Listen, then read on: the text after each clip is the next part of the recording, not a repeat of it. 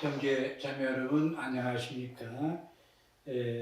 이 금주가 제 두 번째 묵상 시간이 되겠는데 이번 두 번째 묵상도 지난주에 그 묵상 주제 그 악수와 제약을 버리고의 계속입니다. 지난주에 그 교만이 제가 생각한 거예요. 네 가지 종류에 대해서만 언급을 했고 이 시간에 계속해서 교만의 죄에 대해서 묵상하겠습니다. 영성 생활에도 교만이 있을 수 있냐고 생각할지 모르지만 많이 있습니다. 복음서에 나오는 바리사이들이 그랬습니다. 자신들은 가장 열심하고 완전한 자로 여기고 그래서 다른 사람들을 업신여겼습니다. 기도할 때 하느님, 내가 저 다른 사람들과 같이 아닌 것을 감사하나이다라고 말했죠. 자기가 가장 열심하고 하나님을 보다 잘 섬기고 다른 이들보다 더 많은 은총을 받았다고 생각하는 이들이 있습니다. 이러한 이들은 믿음이 약한 이들의 짐을 함께 지어주지 않고 오히려 나무라고 무시하고 비판합니다. 다음으로 지성적인 교만이 있습니다. 바오로 사도는 고린토전서 8장 1절부터 3절에서 이렇게 말씀하십니다. 우리 모두 지식이 있다는 것을 우리도 압니다. 그러나 지식은 교만하게 하고 사랑은 성장하게 합니다. 자기가 무엇을 안다고 생각하는 사람은 마땅히 알아야 할 것을 알지 못합니다. 그러나 하나님을 사랑하는 사람은 하나님께서도 그를 알아주십니다. 이렇게 말씀하십니다. 사람이 좀 공부를 해서 그 방면의 지식을 갖추게 되면 자기도 모르는 사이에 교만해지기가 쉽습니다. 거룩한 학문인 신학도 하나님의 사랑을 추구하지 않는다면 지식 자랑만 하게 되고 이래서 오히려 하나님을 슬프게 해드릴 수가 있습니다. 아시시 성 프란치스코는 자기 수도의 형제들이 공부하는 것을 반대는 않았지만 좀 소극적이었습니다. 공부한 후에 교만에 빠져들지 않을까 염려했습니다.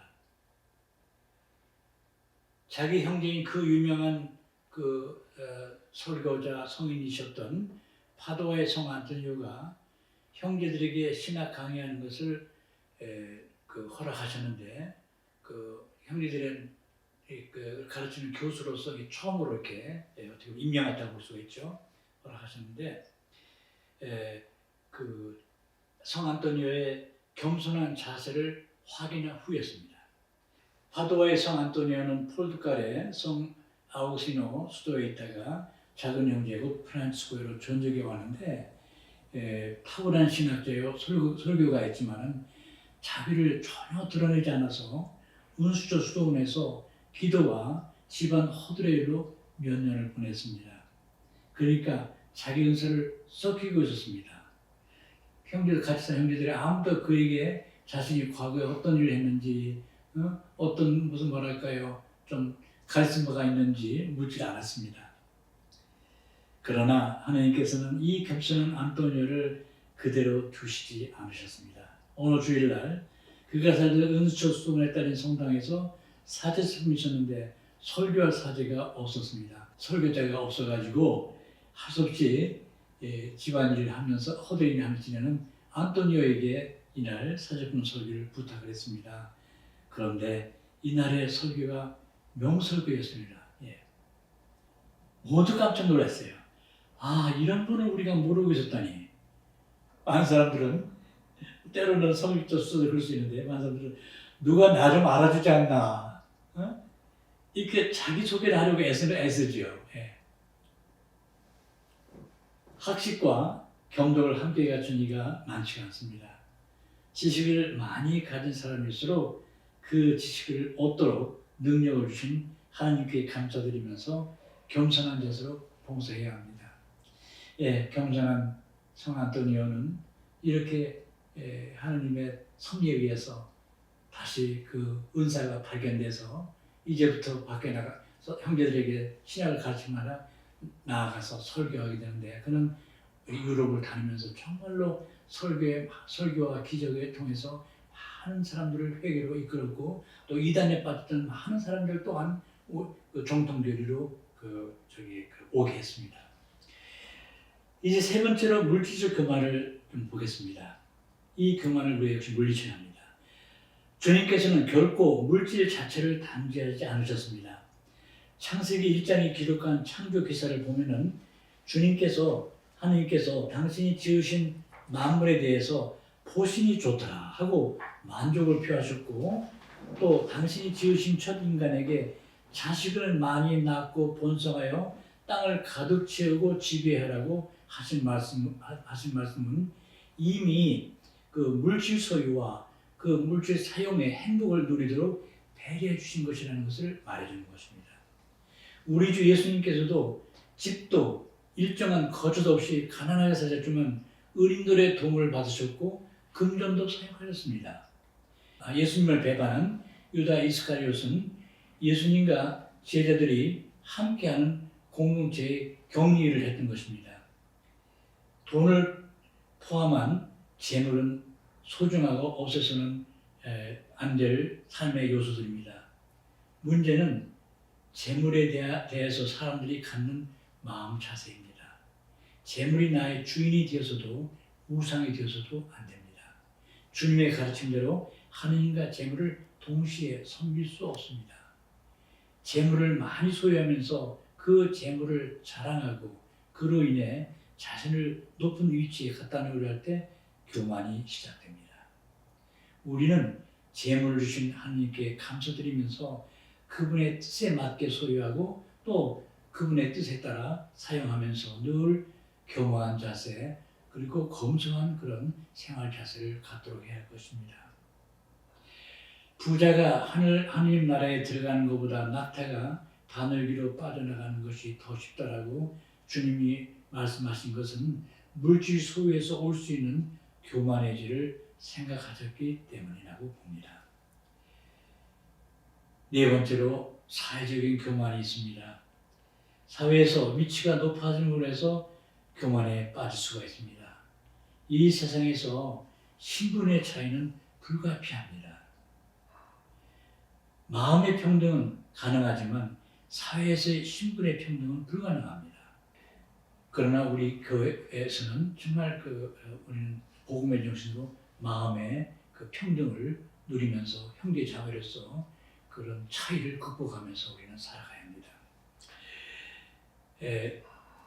우리 주 예수님께서도 당신의 12 제자들을 모두 사랑하셨지만 특히 베드로, 요한, 야고보 이 세 사람에게 좀 더 많은 관심을 쏟으셨고 더욱이 베드로에게 그러하셨습니다. 높은 위치에 있다고 해서 의식되고 권위의식에 사로잡혀서 권력을 행사하려 들고 명령하고 지배하려 들어서는 안 됩니다. 심지어는 교회 봉사직도 겸허한 섬김이 아닌 숨겨있던 권력욕과 지배욕의 행사가 되는 경우를 가끔씩 보게 됩니다. 저는 때때로 성직자, 수자, 교우들의 이런 자세를 보면서 하나님을 모르는 이들과 무슨 차이가 있는가 하고 회의에 젖을 때가 있습니다. 그러면서 동시에 나 자신도 이와 똑같은 잘못을 범할 수 있다고 생각하면서 나를 걱정하게 됩니다. 자칫하면 우리 그리스도인들이 비신자들 못지않게 심지어는 그 이상으로 이런 사회적인 교만에 빠질 수 있음을 알아야 합니다. 우리 주 예수 그리스도께서 보이신 겸손의 덕을 본받으면서 끊임없이 낮추는 삶을 추구합시다. 특히 당신의 육하와 순환 및 죽음에서 보여주신 주님의 그 겸손을 본받도록 합시다. 행복하여라. 마음이 가난한 사람들을 하늘나라가 그들의 것이다. 마음이 가난한 사람이 되는 것이 바로 겸손한 사람이 되는 것임을 기억하도록 합시다. 이제 두 번째 탐욕에 대해서 함께 묵상해 봅시다. 야고보서는 말합니다. 욕망은 잉태하여 죄를 낳고 죄가 다 자라면 죽음을 낳습니다. 이는 세번역 성경에서 인용한 것인데요. 제 생각으로는 이 세번역이 조금 부족한 듯합니다. 욕망은 잉태하여 이렇게 나오는데 욕심 혹은 탐욕으로 이렇게 번역하는 게 더 낫지 않았을까 이런 생각이 듭니다. 우리말의 욕망은 긍정적인 의미를 지니고 있다고 저는 생각합니다. 이탈리아 성경을 보니까 역시 그 욕심 혹은 탐욕을 이렇게 번역이 되어 있는 걸 제가 보았습니다. 사람은 끝없는 욕망을 갖고 있어서 그 결과 자칫하면 엄청난 욕심 혹은 탐욕으로 변질될 수 있습니다. 저는 탐욕이란 하나님께서 우리에게 주신 자연적인 욕망의 타락이라고 말씀드리고 싶습니다. 다시 말씀드립니다. 탐욕이란 하나님께서 우리에게 주신 자연적인 욕망의 타락이라고 이렇게 저는 말하고 있습니다.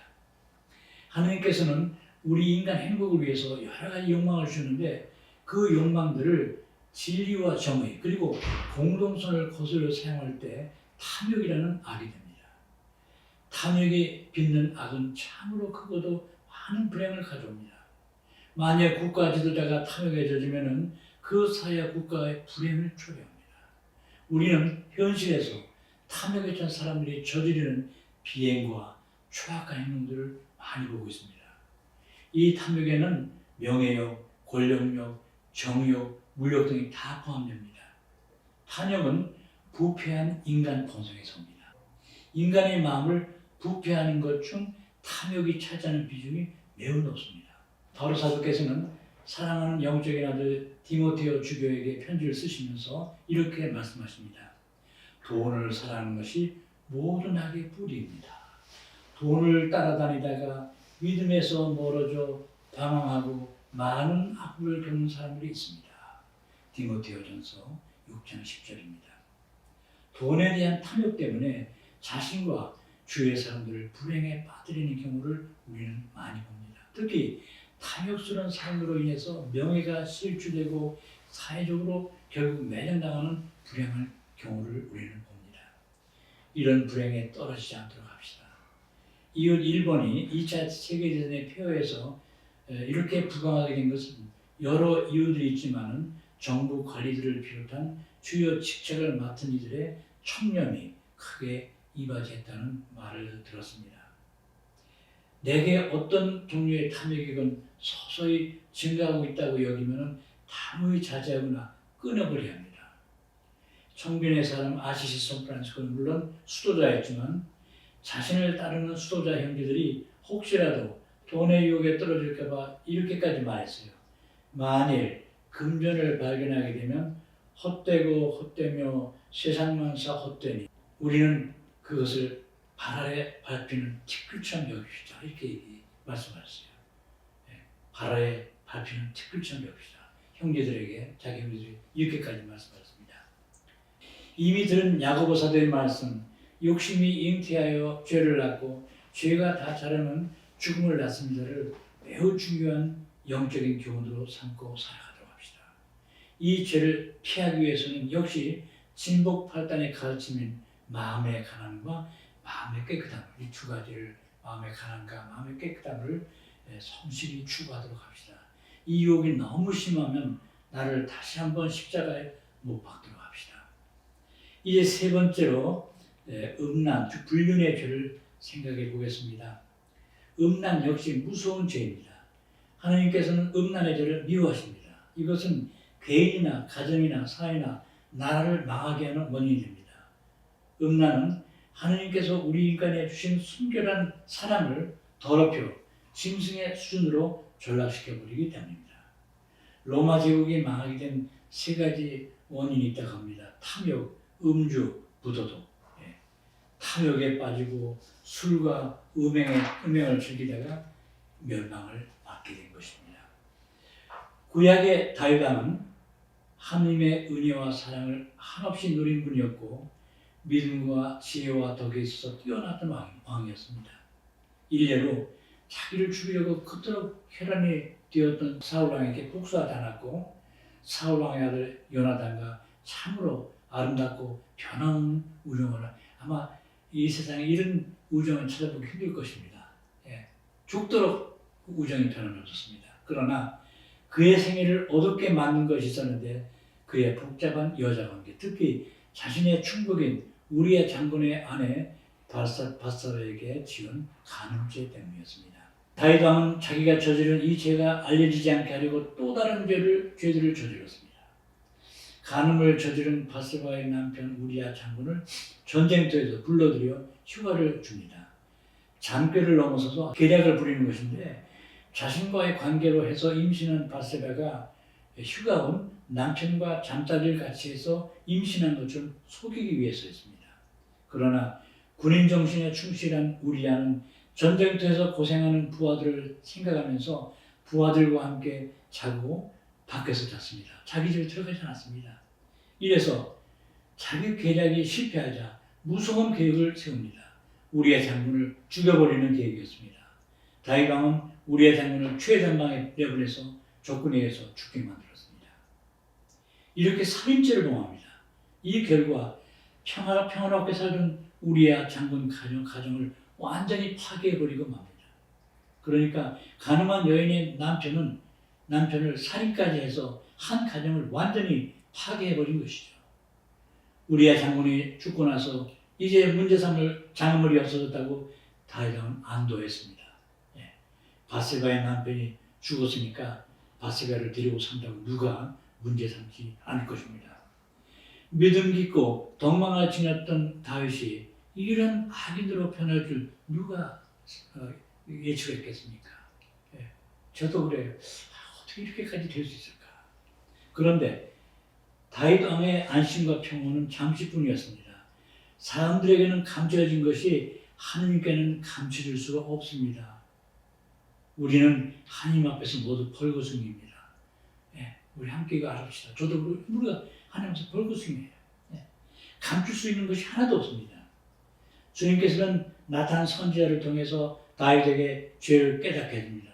다윗은 내가 주님께 죄를 지었소하고 죄를 인정해. 참 여기 또 다윗의 또 훌륭함이 드러납니다. 그래서 주님께서는 그의 죄를 용서해 주십니다. 그러나 죄의 혹독한 보석을 받도록 했습니다. 다윗 왕의 그 생애의 말년이 고통으로 가득했던 것은 바로 이 음행죄 때문이었습니다. 다윗의 비극은 하나의 옛날 얘기가 아닙니다.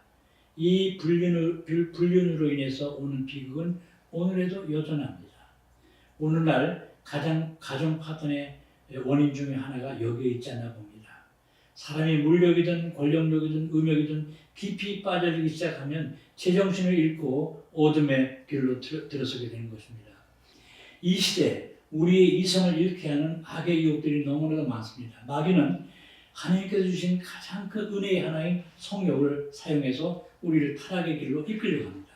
흥미롭게도 우리 주 예수님께서 언급하신 죄들 가운데 그리고 사도 바울께서 역시 언급한 죄들 가운데 흥미롭게도 불륜의 죄가 맨 앞에 나오고 있어요. 예수님이 지적한 죄들도 그렇고 또 사도 바울께서 지적한 죄들도 그렇고 불륜의 죄가 맨 먼저 언급됩니다. 아마도 그때나 지금이나 사람들이 가장 빠지기 쉬운 죄가 바로 이 불륜의 죄, 음행의 죄가 아니었나 생각이 듭니다. 우리는 늘 조심하여 성적 유혹의 장소나 매체나 환경을 피해야 합니다. 낚싯바 근처에서 맴도는 고기가 올무에 쉽게 걸려들기 쉽다는 말이 있습니다. 무엇보다도 영신생활에 충실을 기하는 것이 가장 좋은 방법입니다. 주님의 기도 마지막 문장 여러분 아시죠? 우리를 유혹에 빠지지 않게 하시고 악에서 구하소서가 아닙니까? 이렇게 끝나죠. 우리 인간은 강하기도 하지만 약점들도 많이 지니고 있습니다. 마귀는 바로 이 약점들을 이용하려 듭니다. 그럼 우리는 전능하신 주님께 늘 의탁해야 합니다. 혹시라도 이런 어둠의 생활로 빠져들고 있는 분이 있다면 지금이라도 신앙의 힘으로 벗어나시기 바랍니다. 아시시의 성 프란치스코는 이렇게 말씀하십니다. 쾌락은 일시적이고 형벌은 끝이 없습니다. 고통은 일시적이고 영광은 영원합니다. 제가 다시 읽겠습니다. 저는 이 말씀 정말 좋아합니다. 쾌락은 일시적이고 형벌은 끝이 없습니다. 고통은 일시적이고 영광은 영원합니다. 악의 유혹을 벗어내려고 하는데 많은 고통이 따릅니다. 그러나 그 고통은 영원한 영광을 가져다 줍니다. 우리는 다가올 주님의 재림의 날을 기다리고 있습니다. 그때 있게 될 공심판에서 내가 어떻게 판결받을지를 염려하도록 합시다. 시기심의 죄를 간단히 보기로 하겠습니다. 사도 바울께서는 갈라디아서 5장에서 성령께서 맺으시는 여러 열매들에 대해서 9가지 열매죠. 말씀하시며 이렇게 권고합니다. 우리는 잘난 체 하지 말고 서로 시비하지 말고 서로 시기하지 맙시다. 성령으로 거듭난 사람은 육의 정신을 버리게 되므로 잘난 체하는 것, 시비하는 것, 시기하는 것을 버려야 한다는 뜻입니다. 시기심은 이기심에서 나오는 것으로서 경쟁심과 비교의식이 심할 때 더 강하게 나타납니다. 심리학자들의 견해에 따르면 시기나 질투심은 인간 본성의 한 부분이기 때문에 이런 현상 자체를 잠재할 수 없다는 것입니다. 이것이 내부에서 강하게 작용하여 외부의 행동으로 드러날 때가 문제가 된다는 것입니다. 저도 이 말에 동의합니다. 우리에게 중요한 것은 이 심리를 조정, 자제하는 노력입니다. 이 심리를 조정, 자제하는 노력입니다. 우리가 시기심을 끊임없이 물리쳐야 합니다. 시기심은 얻어주는 게 아무것도 없고 반대로 손실만 가져옵니다. 형제를 손상시키고 내 마음의 평안을 앗아갑니다. 특히 심리적 불안을 유발시켜 마음의 안정을 해줍니다. 아담과 에라가 낳은 첫 아들 카인은 하느님께서 동생 아벨의 제물은 받으시고 자신이 바친 제물은 받지 않으시자 형제의 사익을 저지르고 맙니다. 창세기서는 이렇게 기록하고 있습니다. 카인은 몹시 화를 내며 얼굴을 떨어뜨렸다. 이 문맥에는 시기라는 말이 나오지 않고 불만과 분노만을 터뜨린 것으로 이렇게 되어 있습니다. 그러나 이 불만과 분노는 동생에 대한 시기심으로 변해간 것입니다. 그에게 유명한 성도 요셉도 물론 요셉이 원인 제공도 했지만 자기 형제들의 시기심으로 인해서 에집트에 이렇게 종으로 팔려가게 되었습니다. 시기심은 언제나 동료 인간에게 대해 품게 됩니다. 하느님을 시기하는 사람은 없을 것입니다. 그런데 이 동료에게 대한 시기가 하느님과 직접 연관되는 것을 알아야 합니다. 만약 어떤 사람이 양심적으로 성실히 일해서 어떤 성과를 거뒀다 할 때 신앙의 눈으로 보아서 그것은 하나님의 은총의 덕으로 이루어진 것입니다. 그런데 만약 내가 그의 업적을 시기한다면 그것은 결국에 그 일을 이루게 하신 하나님을 모독하는 것이 됩니다. 그래서 성 프란시스코는 시기를 하나님께 대한 독승제라고까지 표현하고 있습니다. 프란시스코 성은 이렇게 말합니다. 누구든지 주님께서 자기 형제 안에서 말씀하시고 이루시는 선을 보고 그 형제를 질투하면 모든 선을 말씀하시고 이루시는 지극히 높으신 분 자신을 질투하는 것이기에 하나님을 모독하는 것입니다. 이렇게 말씀하셔요. 그런데 우리는 연약하기에 막상 상대방이 나보다 나은 것을 보게 되면 거의 본능적으로 비교하게 되고 나의 부족함을 아파하면서 한편 부러워하기도 하고 더 나아가서 시기심이 생겨날 수가 있는 것입니다. 아마데우스 모차르트라는 영화를 보면은 모차르트가 생활이 궁할 때 그 작곡한 곡을 아내를 시켜서 살리에르에게 전달하는데 배가 고팠던 모차르트의 아내는 살리에르 주는 음식을 먹는데 정신이 없었던 순간인데 살리에르는 모차르트의 작품을 읽으면서 거의 전율을 느낍니다. 전율을. 그 순간 살리에르가 자신의 능력 부족을 한탄하듯이 느끼는 장면이 지금도 제 기억에 남아 있습니다. 살리에르에게 있어서 그 순간 자신의 그 열등의식과 모차르트의 천재성에 대한 부러움이 합쳐져서 시기심으로 발전하지 않았을까 하는 그런 추측을 해봅니다. 시기하는 마음이나 질투하는 마음이 유난히 강한 사람들에게 이를 극복하기가 참 어렵습니다. 저는 개인으로 이를 극복하는 4가지를 생각합니다. 우선 나에 대한 하나님의 은혜를 늘 깨닫는 자세를 지니는 것입니다. 하나님께서는 내가 아무리 무능하게 보여도 나에게 은사를 주셨다는 사실을 깨달으면서 이에 만족하고 감사한 자세를 갖는 일입니다.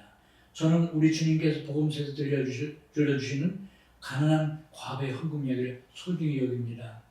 내가 능력을 얼마나 지녔던 남과 비교하려고 들지 말고 또 경쟁하려고 들지 말고 내가 받은 능력 혹은 은사를 최선을 다하는 그런 자세를 가지면 된다는 교훈을 얻습니다. 이게 정말 중요합니다. 둘째로 그러니까 하나님의 은혜를 깨달으면서 그 감사한 마음을 지닐 때 시기하는 마음을 해서 우리는 해방될 수가 있습니다. 둘째로 형제를 추구하는 것입니다. 내가 누구를 사랑하면 그 옆쪽을 기쁘게 인정해주고 칭찬해줍니다. 바로 사도는 고린도 13장에서 말합니다. 사랑은 시기하지 않습니다. 사랑은 시기하지 않습니다. 사랑하는 마음에는 즉 형제에는 시기가 들어갈 틈이 없습니다. 사랑하는 남편이 큰 업적을 이루는데 남편의 시기에 그런 못된 아내가 어디 있습니까? 없죠. 예. 또 사랑하는 자녀가 학교에서 그냥 좋은 성적을 갖고 또 칭찬받고 왔는데 그걸 갖다가 시기할 부모가 있겠습니까? 얼마나 기뻐합니까? 예. 셋째로 늘 자아포기에 정신을 지니는 것입니다. 주님께서 당신을 따르는 조건으로 내것인 것이 바로 자아포기가 아닙니까? 주님 말씀 두 개를 이용하겠습니다. 누구든지 내 뒤를 따라오려면 자기를 버리고 제 십자가를 지고 나를 따라야 한다. 또 다른 하나, 너희 가운데서 누구든지 자기 소유를 다 버리지 않는 사람은 내 제자가 될 수 없다.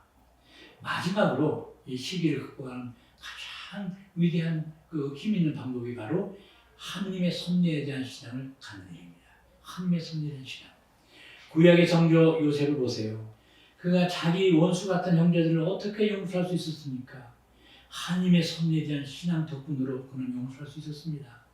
창세기서에는 요셉이 자기 형제들에게 다음 말로 사실상 창세기의 대단원을 또 요셉 생애의 대단원을 막을 내립니다.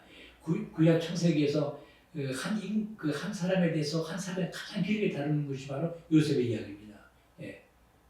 37장부터 38장은 제이지만 37장부터 50장 끝날 때까지 바로 요셉의 그 파란만장한 그러나 정말 감동적인 얘기가 펼쳐지고 있습니다.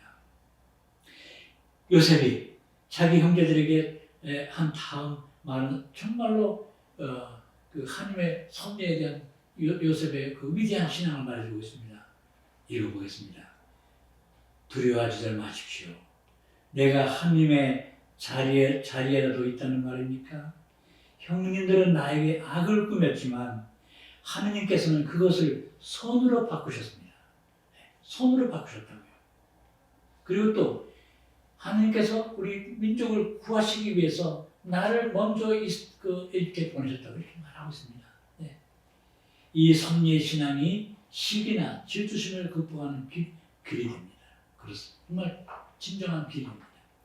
하느님의 사랑의 섭리에 대한 신앙을 가지면 가질수록 남과 비교하지도 않고 남과 경쟁하려고 하지도 않고 남을 깎아내리기도 하지 않게 됩니다. 이래서 시기나 질투라는 부질없는 마음과 행동은 사라지게 되는 것입니다. 그니 이중인격이라고 말하는 위선의 죄를 보겠습니다. 생각해 보겠습니다. 제가 볼 때는 예수님께서 사실상 가장 심각하게 여기셨고 문제시한 죄가 앞서 예를 든 죄들보다도 오히려 위선의 죄였다고 저는 생각합니다. 주님께서 다른 죄들에 대해서는 크게 분노하시거나 흥분하지 않으셨어요. 그런데 이 죄에 대해서는 몹시 분노하시고 꾸짖으셨습니다. 예를 들어서 요한복음 8장 1절 13절에 나오는 간음하다가 잡혀온 어느 여인의 이야기를 보면 주님께서 이렇게 말합니다. 더 이상 죄를 짓지 마라 하고 아주 온유하게 말씀하실 뿐 꾸짖거나 단죄하지 않으셨습니다. 그런데 위선적인 자세를 보이는 이들, 특히 위선에 가득 찬 사마리아인들을 주님께서 심하게 꾸짖으셨습니다. 인간 마음의 부패를 가장 잘 드러내는 것이 바로 이 위선의 죄라고 주님께서 보신 것 같습니다. 이 위선의 죄는 무엇보다도 8가지 참된 행복, 그러니까 행복 가운데서 마음의 가난과 마음의 깨끗함을 범하는 죄입니다. 사람의 속과 겉이 아주 다를 때, 사람이 말하는 것과 행동하는 것이 아주 다를 때, 사람이 말하면서 행동을 하지 않거나 자기는 하지만 않으면서 남에게 짐을 지우거나 또는 시키기만 할 때 위선의 죄를 범하는 것입니다. 제 자신을 들여다볼 때 이 죄가 다른 어떤 악습이나 죄들보다도 벗어나기가 힘든 죄라는 것을 발견합니다. 여러분은 어떻게 보십니까? 예, 정말 좀 제가 볼 때 가장 극복하기 어려운 죄가 저는 이 위선의 죄가 아닌가 이렇게 생각합니다. 제가 존경했던 저희 수도의 그 한국 광고의 초대 광고자님이셨던 네덜란드 출신의 아폴리네스 반시님께서 당신의 40분 긍정 미사를 집전하시면서 하신 강론 가운데 다른 건 제가 다 잊었는데 그분이 하신 가운데서 이 말씀은 지금도 제가 생생히 기억하고 있습니다. 이렇게 말씀하셨어요. 제가 60여 년의 수도 생활과 50년간의 사제 생활을 해오면서 변화의 삶을 살고자 노력했지만 아직도 내 안에 위선의 요소가 남아있음을 고백합니다. 저 역시 여러분들께도 고백합니다. 제 안에 아직도 위선의 요소가 있습니다. 이렇게 진실로 말씀을 드립니다. 우리가 제2수요일에 항상 듣는 주님의 말씀이 마태복음 6장 1절에서 6절, 16에서 18절인데요. 그 자선 행위를 하거나 기도할 때나 단식할 때 위선자들 좀 하지 말라고 당부하시는 말씀입니다. 주님께서 위선과 관련해 가장 심하게 꾸짖는 것이 역시 같은 마태복음 23장에 나와 있습니다. 이 23장에는 위선자들의 불행선언이 7번이 나옵니다. 그 중에 하나만 용하겠습니다. 불행하여라 너희 위선자들과 율법학자들과 바리새인들아 너희가 잔과 접시의 겉을 깨끗이 하지만 그 안은 탐욕과 방종으로 가득 차 있기 때문이다. 나에게도 이 죄가 자리하고 있음을 인정하면서 주님 제 마음을 깨끗하게 해주시어 이 죄에서 벗어나게 해주시라고 기도를 바치게 됩니다. 형제 자매 여러분, 저는 회개의 삶을 추구하는 데 있어서 우리 교회의 위대한 성인인 아시시의 샌프란시스코의 생각 몇 가지를 소개했고 그 가운데 악습 및 죄악을 떨쳐버리고 벗어버림에 대해서 함께 생각해 보았습니다. 저는 이제 끝으로 진정한 회개의 세 가지 길을 제안하면서 제 묵상을 마치고자 합니다. 무엇보다도 예수님께 대한 사랑을 통하여 하나님을 한구히 한없이 사랑하는 삶을 추구하도록 합시다. 제 영신생활을 자랑하는 인상을 드려 죄송한데 저는 하루에 가능한 3번 혹은 그 이상 예수님 당신을 사랑합니다라고 노력하고 있어요. 가능한 3번 이상 하려고요. 네. 이는 요한복음 21장에 나오는 예수님과 사도 베드로 간의 마지막 대화에서 감도받았습니다. 중대한 순간에 주님께서 베드로 사도를 지상에 최고 목자직에 올린 이 중대한 순간에 주님께서 베드로에게 딱 한 가지 조건을 내걸으셨어요. 당신에 대한 사랑이었어요. 이게 정말 너는 나를 사랑하느냐? 예.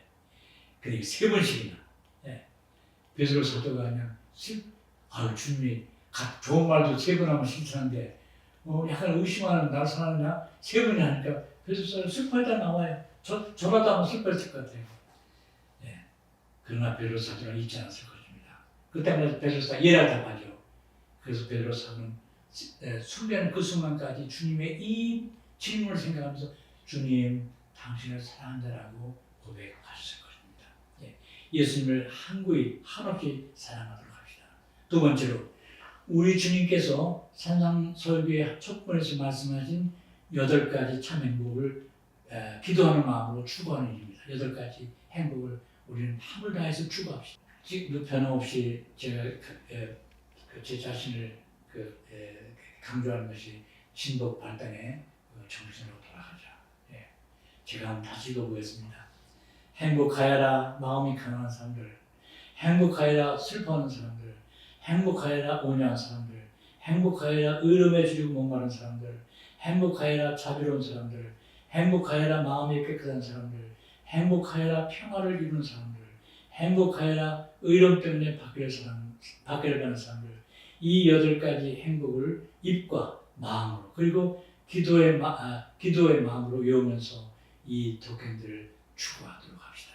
끝으로 예수님의 순환과 죽음의 표지요 힘인 십자가를 보다 많이 묵상하면서 나를 거듭 십자가에 못 박는 삶을 추구하도록 합시다. 그래서 저는 마지막 제 묵상, 3번째 묵상 제목이 믿음의 영향 우리 예수 그리스도의 십자가로 정했습니다.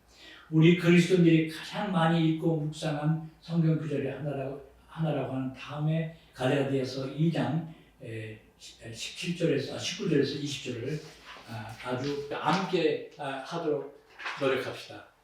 바울 사도의 이 말씀 읽으면서 제 묵상을 끝내겠습니다. 나는 그리스도와 함께 십자가에 못 박혔습니다.